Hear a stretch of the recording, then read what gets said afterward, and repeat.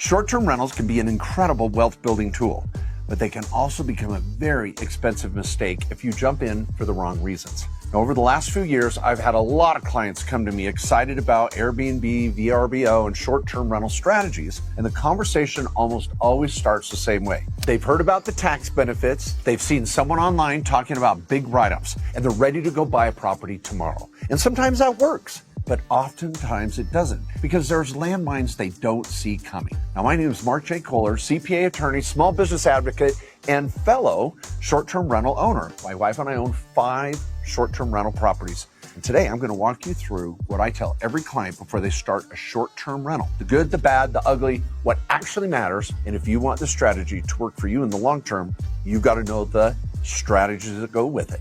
Let's break it down. Now first, short-term rentals can be a great investment, but they're not automatic wins. And as I referred to earlier, my wife and I were on our 5th short-term rental that we're going to bring online this year in 2026. But each one has presented different challenges along the way, and we've learned a lot. So here's the good. They can generate strong cash flow and significant depreciation. That's the tax benefit. And in the right circumstances, potential appreciation. And in fact, Patty and I have even found some other unexpected benefits I'll talk about later. But none of those are guaranteed. And one of the biggest mistakes I see people assuming is that if it's an Airbnb, it's going to be a great deal. I don't know where they get that. This is not how it works, because here's the bad. Cash flow can fluctuate, be cyclical, unexpected, because a lot of times a good Airbnb is going to be in some type of vacation area that you're going to get strong renters coming, but it may not be 365 days a year. Number 2, you've got to furnish the place. You've got to not only buy the property, you've got to make sure it's rent ready. Third, you've got to learn how to manage those cleaners and the handyman and the repairs that are inevitably going to come. You probably stayed in an Airbnb yourself. You know what I'm talking about. And then finally, you've got to learn the algorithm, how to play the numbers game, making sure you price it properly, making minor adjustments. I think of it like a video game almost, and I enjoy the gameology, if you will. But you've got to know that it's not just a set it, forget it situation. So with all that said, the first thing I ask clients is, forget the tax benefits. Does this investment make sense? So first, make sure you're doing a good profit and loss analysis. Look at the cash flow. Look at the return on investment. How much are you investing? And make sure that you look at it from a best case scenario to a worst case scenario. Now, if after all of that, we can start talking about the other benefits and learning how to manage the other risks. Now, the tax benefits are real, but can be highly misunderstood. So let me just define, what is this short-term rental loophole? What is this tax benefit everybody wants? Well, if your property qualifies as an STR, which we'll talk about, and you show enough material participation in the first year, which is typically the strategy. When you buy it, let's hit this loophole in year 1. Then in year 2, 3, or 4, you could turn it into a midterm rental or long-term rental. But we got to hit that material participation in year 1. If you can meet those 2 tests, then you would do a cost segregation or depreciation study on the property that would then allow you to rip out a bunch of depreciation and take that write-off against your day job, the W-2 or other business income. Under the One Big Beautiful Bill, this 100% bonus depreciation can be unlocked with a short-term rental when you materially participate. That's the big loophole. So investors want to get those 2 boxes checked and then get that loophole and take those losses against their other income. Now, with a long-term rental, you can't do that unless you qualify as a real estate professional. That's not a requirement here. You could be a dentist, a lawyer, be a restaurant owner, and do a little short-term rental on the side. That's fine. You can still unlock those losses, but we've got to meet those 2 tests of qualified short-term rental and your material participation. So let's first talk about how to qualify as a short-term rental. Now, under this, there's 2 tests as well, and we have to check the box on both of them. The first one is the average stay of your guest. It has to be less than 7 days. Let's do some math here on this average stay. Let's say you rented the property for 10 total weeks last year, and you had 5 tenants. Well, we're gonna have a problem. 10 weeks divided by 5 means your average stay was 2 weeks. But if you rented it for those same 10 weeks, but had 20 tenants during that same time period. That would be an average of about 3.5 days, which is very common with Airbnbs. You might have people stay for 2 nights or 4 nights or somewhere in between. So you take your total rental days divided by the number of patrons, and there gives you your average stay. It's got to be under 7. Now, the second rule is that you cannot provide substantial services. You can't treat it like a bed and breakfast or a hotel. You're not there every morning in the kitchen cooking up bacon and eggs. You're not providing turn down service with a little mint on their pillow. You're not cleaning the place every day. You're not providing concierge services or massages in the garage.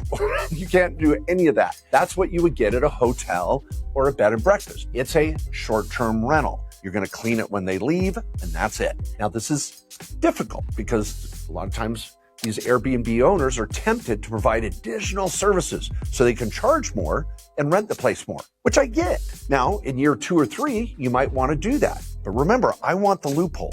So in year 1, I've got to stick to the rules. No substantial services. I'm going to be like every other Airbnb, provide the normal blah, blah, blah. People come stay, and they stay less than 7 days on average. Now we've checked the box that we have qualified as a short-term rental. So now let's talk about material participation, which really revolves around this 100-hour rule. And it catches a lot of people off guard. One of the biggest surprises that new investors in the short-term market have when they're going after this write-off is that they have to have material participation, and it has to be very well documented. That's probably the biggest surprising point. They think, oh yeah, I could just say I did it, or, make a note in my phone and blah, blah, blah. Nope. Under case law, and we've seen more and more cases on this, and the IRS going hard at these people claiming the write-off, that they need to see logs and lists and proper record keeping on this material participation. Now, what does that mean? There's actually 7 tests or 7 ways you can qualify for material participation. The easiest is test number 3, and it's this 100-hour rule, which says as long as you put in 100 hours and more than anyone else on the property, typically again in the first year, then you have qualified with material participation.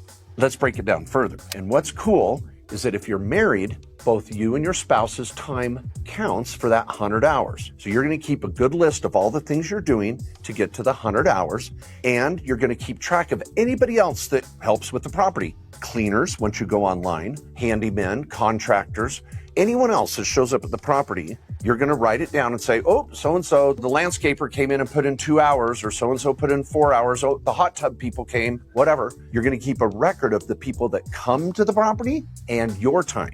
See, that's a mistake a lot of people make. Because remember, you got to show you put in 100 hours and more than any other one person. Then you check that box. Now, what are some of the things that qualify? Shopping for the property, making the offer on the property, going through all the documentation and the paperwork, the loan, closing, then showing up at the property, inspecting it, buying furniture, painting, repairs, cleaning, fixing. Can I just say the easiest rule of thumb? Manual labor. Shopping online doesn't count. Going to a workshop doesn't count. Doing the bookkeeping doesn't count. They want to see 100 hours of physical labor on the property. Good record keeping of your time and everybody else's. Many clients assume they can just buy the property, hire a manager, and still get the aggressive tax treatment. Nope, that does not work. You have to put in meaningful time, be materially involved. Again, that documentation. If you're completely passive from one day to the next, the math is not going to work out the way you expect. And regrettably, I see people online talking about this incredible strategy like it's a magic switch you just flip. It's not. You have to be deliberate and intentional for it to work properly. Now, we've hit the big issues for sure, and there's other pitfalls I want to warn you about. But I also want to tell you about one of the other benefits. A couple of things that we really loved about this Airbnb asset class is that Patty and I, my amazing wife, have really grown closer together through this experience. We have had a lot of fun. Now, you really need to look inward and ask yourself, what's fun? But for Patty and I, we love on a Friday night going to Home Depot and buying a bunch of stuff. On a Saturday, turning on a football game, some music, and working on the property, jamming music, and just being together at the property doing something productive. Now, I know that's like fingernails on a chalkboard for some of you. And if that doesn't sound like fun, you're looking at the wrong investment. We've really enjoyed it. In fact, one of the funnest experiences was Halloween. We were at the Airbnb working, dressed up in our Chip and Joanna fix and flipper outfits, whatever, wearing a tool belt, answering the door, handing out candy. I'll never forget that. It was a lot of fun. But also, there was another hidden benefit, our family. Now, our kids are all over age 20, and some in college, some out there with careers, some married, some not. But I swear every one of our kids got involved with this rental property to some degree. And it was special. Some would come over in the evenings and work with us. Others would go work on it on the weekends together. We were blending family, and it was really an incredible experience. And what was cool was our kids seeing us work on the property as well. Seeing that we would freaking roll up our sleeves and we're just sitting in front of Netflix every night for hours on end. I think that's one of the beauties here, is that you're building wealth, saving taxes, and showing your family how to live their American dream as well. Now, a few other pitfalls to be aware of. Most investors don't realize that their losses could get actually bottled up. Now, they'll get them someday, but it'll be delayed gratification, not a big write-off they can take against their income. So it's not the end of the world. Remember, our number one rule was, does this investment make sense before the tax write-off? So you've got to be aware that if you don't meet those tests of a qualified short-term rental and material participation, those losses are going to go into a carry forward bucket. And most rental losses are passive by default. And thus, taxpayers can't take those losses against their W-2 or other business income. Even if you become a real estate professional later, you can't unlock those losses. They are locked down until you sell the property. But this is also why the short-term rental rules became so popular, because there was this way to get at the losses if the investor was willing to put in the time in the year of acquisition. So again, the strategy only works when the details are done correctly. Now, another major pitfall: local regulations can kill the deal. This is the part social media almost never talks about unless it's a dramatic problem. Cities and counties have gotten actually more aggressive about regulating short-term rentals. If you didn't know this, the hotel industry really doesn't like the short-term rental market. And homeowners associations, communities that don't want a bunch of renters coming in on the weekend and partying. So I've seen clients run into permit limits, HOA restrictions, zoning issues, occupancy caps, special taxes and fees. And oftentimes they find this out after they've already bought the property. So if you're an investor and you're out shopping for a short-term rental, that's great. Make sure you're talking to the realtor you're working with, or if you're doing all the legwork yourself, that you're checking all of those regulations where that property is located. For example, I think it was our fourth Airbnb Patty and I were looking for. Our realtor was very savvy. We love him, Clint. He was awesome. We went into a neighborhood to look for some property that we knew would be a great area for a short-term rental, and it was literally split down the middle. There was an HOA on one side of the road and no HOA on the other. And what was interesting, the properties on the HOA side were actually more expensive because some people like to have that big brother making sure everybody's lawns are manicured and there's no trailers on the street, whatever. The side without the HOA, those properties were a little cheaper. Well, that's exactly what we wanted. There was no HOA, no restrictions on the Airbnb rules. But before closing, we still called the city and said, is there a city concern here? Is there a city permit required for Airbnbs in that area? Clint already knew there were, but we made the call ourselves, got our application in right before closing, and got it approved as a short-term rental before we even closed. Were there extra taxes? No. We just had to pay a filing fee of like $50 or whatever to get the application reviewed by the fire department and the whatever, someone in the city that just had to have a job stamping something. But we went through those steps to make sure that that property was going to work for us. And it goes without saying, this could be a painful and expensive lesson. So before buying any short-term rental, you need to understand the local rules. And this is a good opportunity to go back to the investment test. Remember the first rule? It's got to make sense financially. Well, what's your fallback? You always got to have a fallback in any deal. Now, I know Tony Robbins would say, burn the boats. You only have plan A and that's it.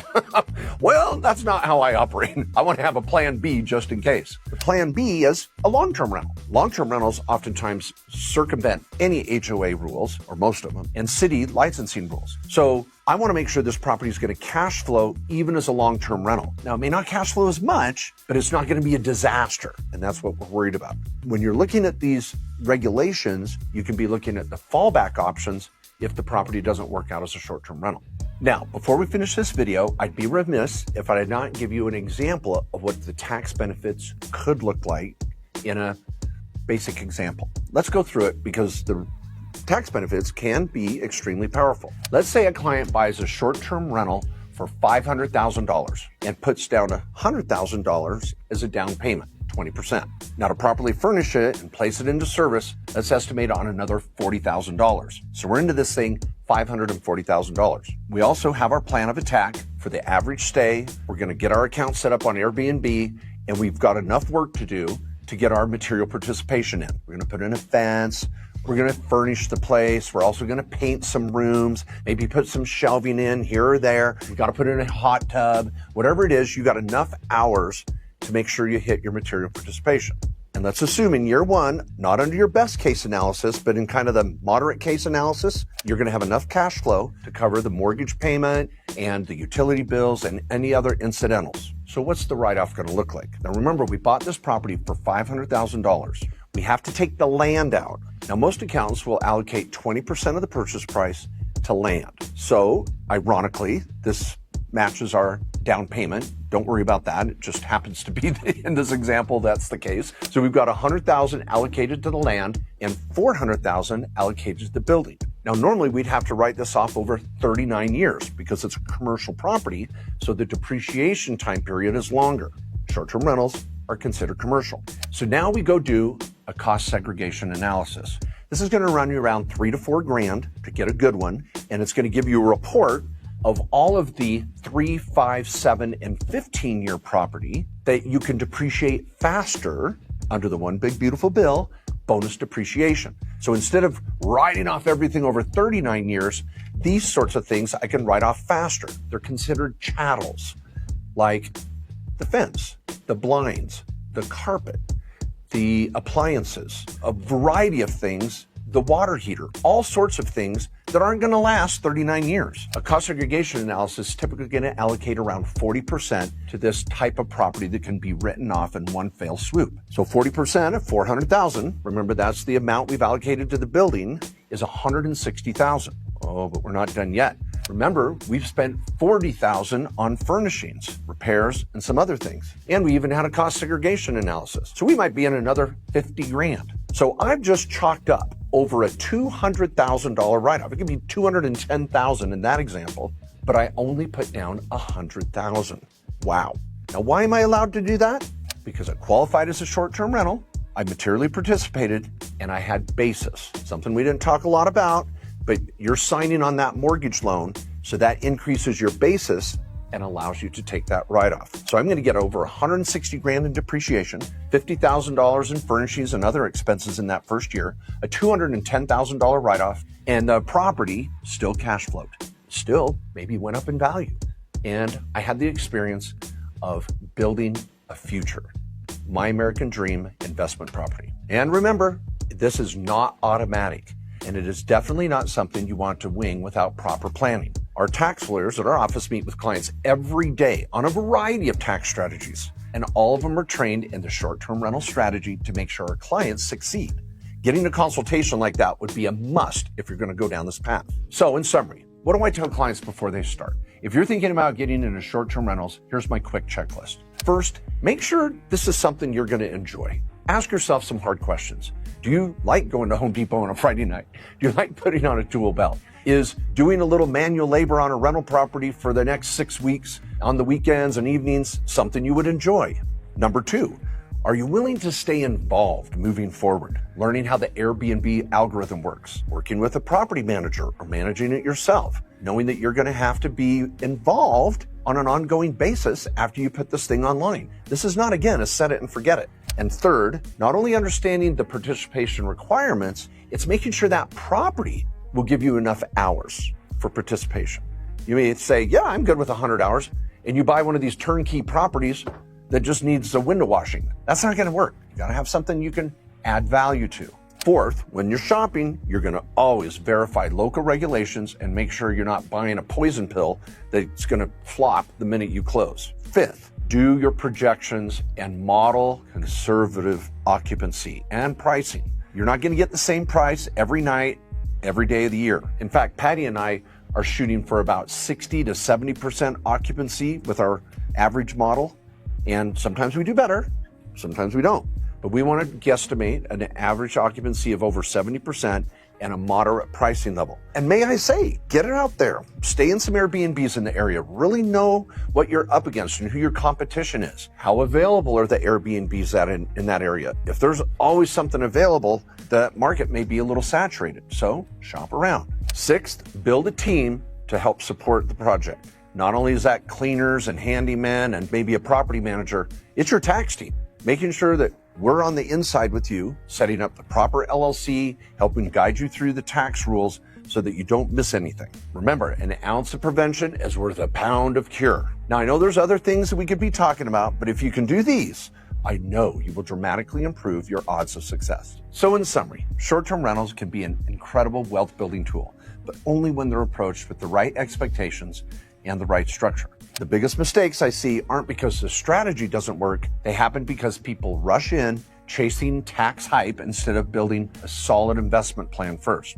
So if you're thinking about jumping into short-term rentals, or you already have one and just want to make sure you're actually getting the tax treatment you're expecting, this is exactly where good planning matters. My team at KQS Lawyers works with real estate investors all over the country. We're a boutique law firm where you're just one Zoom call away with talking with a real small business tax lawyer. We'll help you structure it properly for asset protection, privacy, and the tax strategy, avoiding the common traps. When you go to book your call, I would recommend the Comprehensive Tax and Business Consultation, where we'll build your trifecta and analyze all of the tax issues for your investment strategy. Make sure you click the link below and get that call set up as soon as possible. And if this video was helpful, make sure to hit the like button, subscribe to the channel, and turn on notifications so you don't miss future videos. I'm Mark J. Kohler. Thanks for watching. See you in the next video.